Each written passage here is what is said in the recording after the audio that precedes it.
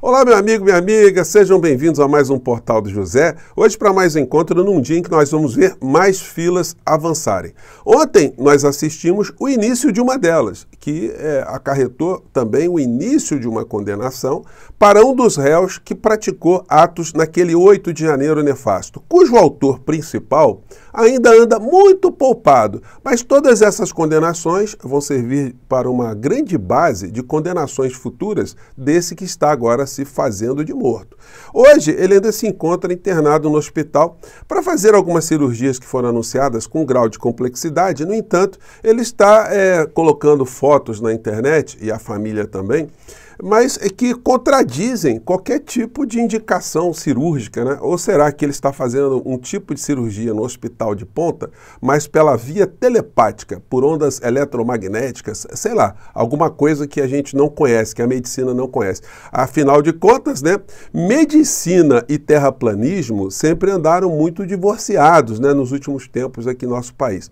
E esse terraplanismo está hoje deixando as criaturas que estão nas redes sociais e no mais profundo desespero, com uma incompreensão muito grande do que é a Constituição do nosso país. Eles estão fazendo confusões, estão ali enaltecendo o comportamento daquele ex-desembargador / agora advogado no plenário do Supremo Tribunal Federal, como se ele fosse ali uma espécie de Nicolas Ferreira da terceira idade, brilhando, né? Deixando os espíritos dessas pessoas todos incandescentes, enfim. Mas qual o resultado no final da história para o réu ou para os réus? Será que outros réus que estão aguardando julgamento gostariam de trocar os seus advogados para a contratação desse que fez essa performance ontem no Supremo Tribunal Federal? Pois bem, eu vou conversar com vocês sobre essas questões, mas antes de mais nada, quero convidar você que está chegando nesse instante ao nosso portal e não nos conhecia, para que você se inscreva aqui conosco. Você que é muito bem-vindo, e venha participar aqui das nossas atividades. Mande seu comentário, mande seu joinha, se puder se inscreva no nosso clube de membros e, enfim, do nosso chat também, tá bom? Lembrando que nós estamos disputando a premiação lá no IBEST. Eu vou deixar aqui o link para você prestigiar o nosso portal. Vamos seguir em frente. Gente, a direita está absolutamente ensandecida. Porque eles quiseram um golpe, eles conspiraram contra a democracia e os formadores de opinião dessa gente, eles insuflaram cada vez mais que as pessoas se radicalizassem. Tudo isso, né, motivado pela figura central do ex-presidente da República. Nada disso teria acontecido se uma liderança política tivesse colocado, né, as coisas como as coisas devem ser colocadas numa democracia. Olha aí, gente, não é assim que as coisas funcionam. Não vamos estressar, não vamos desacreditar as instituições, não vamos atacar ministros, não vão atacar o parlamento, enfim, ele fez exatamente o contrário, foi disseminando ódio. Por um lado também colocava para essas pessoas que ele tinha o apoio de forças armadas, né? Portanto, os vândalos poderiam ir na frente, que eles teriam a retaguarda, né, das forças armadas. Ele criou também a ideia que todo mundo estava se armando no Brasil por uma espécie de guerra civil, que ele imaginava que iria acontecer, enfim. Mas tudo isso deu errado e agora eles estão vendo o impacto. Eles esperaram o contato está vindo e agora não tem como reclamar, né? Pois bem, eu estava acompanhando os canais de direita, o mais visto hoje nas redes é dos remanescentes da Jovem Pan, todos que foram demitidos da Jovem Pan. E eles continuam a praticar desinformação, e aí a gente não sabe se é por má fé, se é por ignorância, se é burrice, se é falta de preparo profissional, ou se é tudo isso misturado, né? Porque eles estão confundindo uma coisa com outra. Eu vou explicar aqui um ponto muito central aqui para dissipar dúvidas, porque as dúvidas acabam mexendo até com as pessoas, né, de bom senso, que estão enxergando as coisas como nós estamos enxergando. Vamos ver que eles falaram, estão protestando muito, né, sobre tudo que aconteceu ontem e do que irá acontecer, né? Quem sabe essa gente acaba entrando na fila também, né? Vamos lá. Exatamente como prevê o crime de vandalismo no Código Penal. Sebastião Coelho está com 69 mil posts comentando o nome dele e Alexandre de Moraes 25 mil. Quem será que é minoria, hein? Quem será que é minoria nesse país e quem será que é maioria? Está muito claro para nós.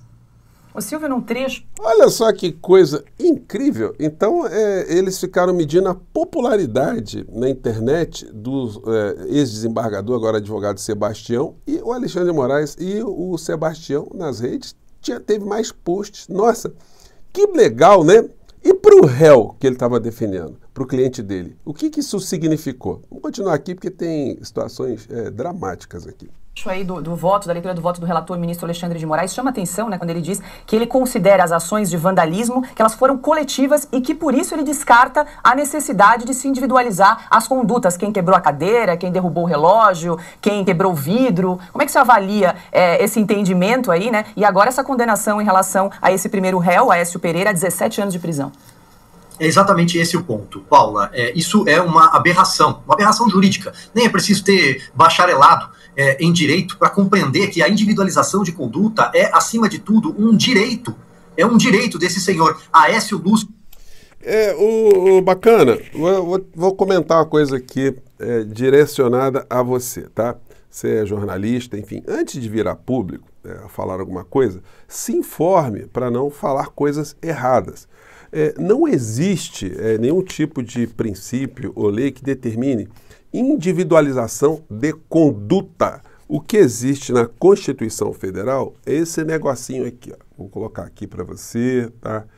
É um princípio, é um mandamento constitucional, cláusula pétrea, que determina que a lei regulará a individualização da pena, não é individualização da conduta.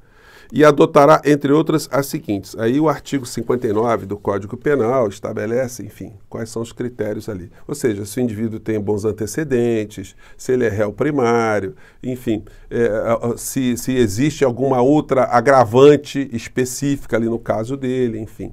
A idade, tem algumas questões objetivas que são observadas para a fixação da pena, o regime da pena, se vai pagar multa. Então, essa individualização ontem foi feita. Não tem como num crime de turba você individualizar a conduta de cada um. Até porque quando o Código Penal, quando o direito penal foi montado, não existia tecnologia, né, para você especificar, né, a conduta de cada figura milimetricamente. O resultado do crime é que vai possibilitar, junto com a prisão das pessoas que comprovadamente estiveram praticando o crime, no volume de pena que cada uma delas receberá. Então, haverá a individualização das penas de cada sujeito que chegar até esse julgamento. Agora, claro que agora o julgamento ele fica mais acelerado, né? Aqui é a Constituição Federal. A lei regulará a individualização da pena e adotará, entre outras, as seguintes: privação ou restrição da liberdade, perda de bens, multa, prestação social alternativa e suspensão e interdição de direitos.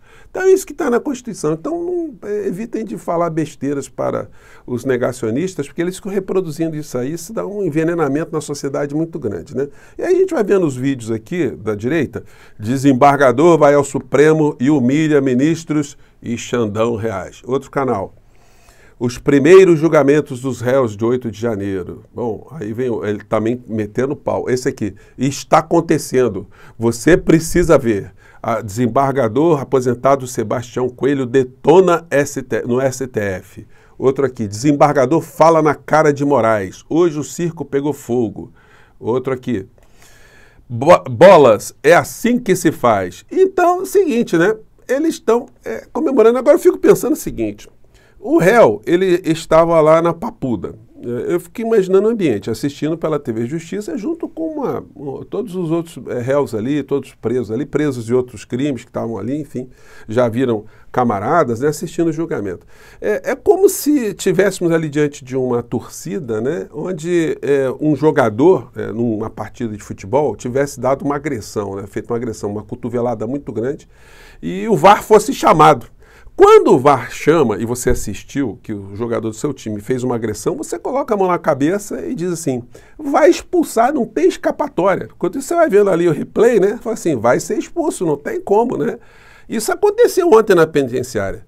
Quando o ex-desembargador supostamente advogado do réu tentou dar uma voadora no Supremo Tribunal Federal, né, um golpe baixo, um soco, uma cotovelada, uma cusparada, todos os outros réus, que os presos estavam lá na Papuda, devem ter se levantado e colocado, dado um tapinha nas costas do senhor Aécio, né, o réu do dia, e devem ter falado: amigo, chamou o VAR, você não tem escapatória. Na moral da história, adianta o senhor Nicolas Ferreira, da terceira idade, ter feito uma série de acrobacias e ter acarretado no final dessa história uma condenação de 17 anos para o seu cliente? Aliás, advogados agora que fizeram parte, né, desse movimento golpista poderiam se solidarizar agora e também fazer uma advocacia, né, sem receber nenhum tipo de vencimento para as pessoas que estão lá. O senhor Ives Gandra poderia ir na Papuda, o filho dele, poderiam ir lá, né? Advogado, a senhora Janaína Pascoal.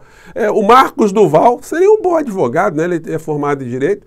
Mas esse é um advogado para... Já pensou, gente, como é que seria a defesa dessas pessoas? Então, enfim, eles acreditaram que o mundo era plano e agora eles estão vendo que as condenações estão vindo redondinhas, né?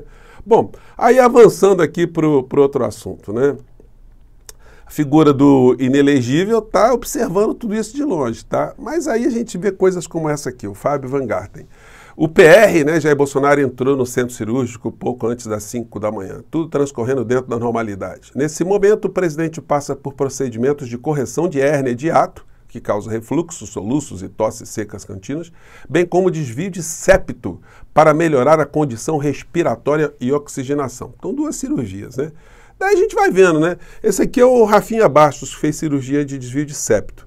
Eu também fiz cirurgia de desvio de septo, né? Há um tempo atrás. E você fica, pô, como se tivesse tomado um soco violento numa luta de boxe, né? Você fica assim. O Rafinha tá até bom nessa foto aqui, né? Tem outras pessoas... A gente não tem como a pessoa não ficar desse jeito aqui. No entanto, a gente vê a senhora Michele Bolsonaro postando a foto no Twitter dela. Cirurgias de Bolsonaro foram satisfatórias, ex-presidente está em recuperação, diz o boletim médico. E aí ela coloca essa foto aqui. Cadê as marcas da cirurgia?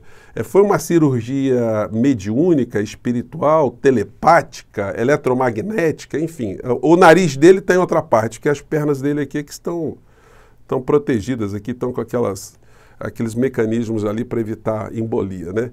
Então são situações, né? Esse povo está mentindo à toa por quê? Por que não dizem a verdade, né? Se foi operado o negócio, explica que foi operado o negócio. Agora é um sensacionalismo, uma coisa...